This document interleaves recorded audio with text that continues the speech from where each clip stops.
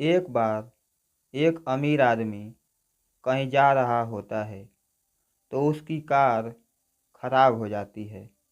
उसका कहीं पहुंचना बहुत ज़रूरी होता है। उसको दूर एक पेड़ के नीचे एक रिक्शा दिखाई देता है। वो उस रिक्शा वाले के पास जाता है। वहां जाकर देखता है कि रिक्शा वाले ने अपने पैर हैंडल के ऊपर रखे होते हैं। पीठ उसकी अपनी सीट पर होती है और सिर जहाँ सवारी बैठती है उस सीट पर होती है और वो मज़े से लेटकर गाना गुनगुना रहा होता है। वो अमीर व्यक्ति रिक्शा वाले को ऐसे बैठे हुए देखकर बहुत हैरान होता है कि एक व्यक्ति ऐसे बेआराम जगह में कैसे रह सकता है, कैसे खुश रह सकता है, कैसे गुनगुना सकता है। वो उसको चलने के लिए बोलता है। रिक्शा वाला झट से उठता है और उसे 20 रुपये देने के लिए बोलता है। रास्ते में वो रिक्शा वाला वही गाना गुनगुनाते हुए मज़े से रिक्शा खींचता है। वो अमीर व्यक्ति एक बार फिर हैरान कि एक व्यक्ति 20 रुपये लेकर इतना खुश कैसे हो सकता है, इतने मज़े से कैसे गुनगुना सकता है। वो थोड़ा ईर्ष्यापूर्ण हो जाता है और रिक्शा वाले को समझने के लिए उसको अपने बंगले में रात को खाने के लिए बुला लेता है। रिक्शा वाला उसके बुलावे को स्वीकार कर लेता है। वो अपने हर नौकर को बोल देता है कि इस रिक्शा वाले को सबसे अच्छे खाने की सुविधा दी जाए। अलग अलग तरह के खाने की सेवा हो जाती है। सूप, आइसक्रीम, गुलाब जामुन, सब्जियां, यानी हर चीज़ वहाँ मौजूद थी। और रिक्शा वाला खाना शुरू कर देता है। कोई प्रतिक्रिया या कोई घबराहट बयान नहीं करता, बस वही गाना गुनगुनाते हुए मज़े से वो खाना खाता है। सभी लोगों को ऐसे लगता है जैसे रिक्शा वाला ऐसा खाना पहली बार नहीं खा रहा है, पहले भी कई बार खा चुका है। वो अमीर आदमी एक बार फिर हैरान हो जाता है कि कोई आम आदमी इतने तरह के व्यंजन देखकर भी कोई हैरानी वाली प्रतिक्रिया क्यों नहीं देता और वैसे कैसे गुनगुना रहा है जैसे रिक्शे में गुनगुना रहा था। यह सब कुछ देखकर अमीर आदमी की ईर्ष्या और बढ़ती है। अब वह रिक्शे वाले को अपने बंगले में कुछ दिन रुकने के लिए बोलता है। रिक्शा वाला हाँ कर देता है। उसको बहुत ज़्यादा इज्जत दी जाती है। कोई उसको जूता पहना रहा होता है तो कोई कोट। एक बेल बजाने से तीन तीन नौकर सामने आ जाते हैं।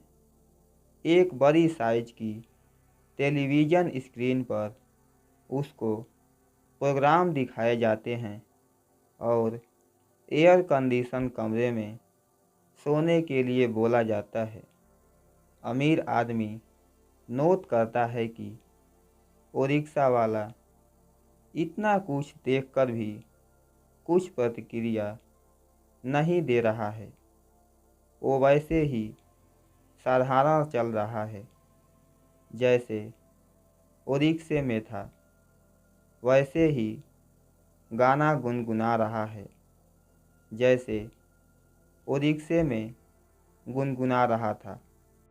अमीर आदमी की ईर्ष्या बढ़ती चली जाती है और वह सोचता है कि अब तो हद हो गई, इसको तो कोई हैरानी नहीं हो रही, इसको कोई फर्क ही नहीं पड़ रहा, ये वैसे ही खुश है, कोई प्रतिक्रिया ही नहीं दे रहा। अब अमीर आदमी पूछता है, आप खुश हैं ना? रिक्शा वाला बोलता है, जी साहब, बिल्कुल खुश हूँ। अमीर आदमी फिर पूछता है, आप आराम में हैं ना? रिक्शा वाला कहता है, जी बिल्कुल आरामदायक हूँ। अब अमीर आदमी तय करता है कि इसको उसी रिक्शा पर वापस छोड़ दिया जाए, वहाँ जाकर ही इसको इन बेहतरीन चीज़ों का एहसास होगा, क्योंकि वहाँ जाकर ये इन सब बेहतरीन चीज़ों को याद करेगा।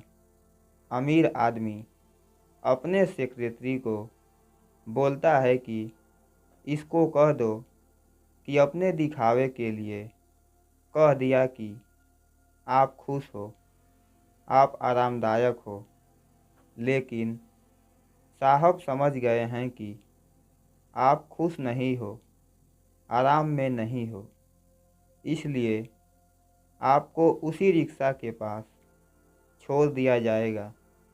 सेक्रेटरी के ऐसा कहने पर रिक्शा वाला कहता है, ठीक है सर, जैसे आप चाहें, जब आप चाहें, उसे वापस उसी जगह पर छोड़ दिया जाता है जहाँ पर उसका रिक्शा था।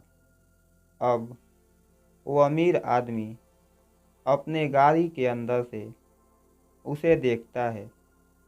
रिक्शा वाले ने अपनी सीट उठाई, बैग में से काला सा मैला सा कपड़ा निकाला, रिक्शा को साफ किया, मज़े में बैठ गया और वही गाना गुनगुनाने लगा।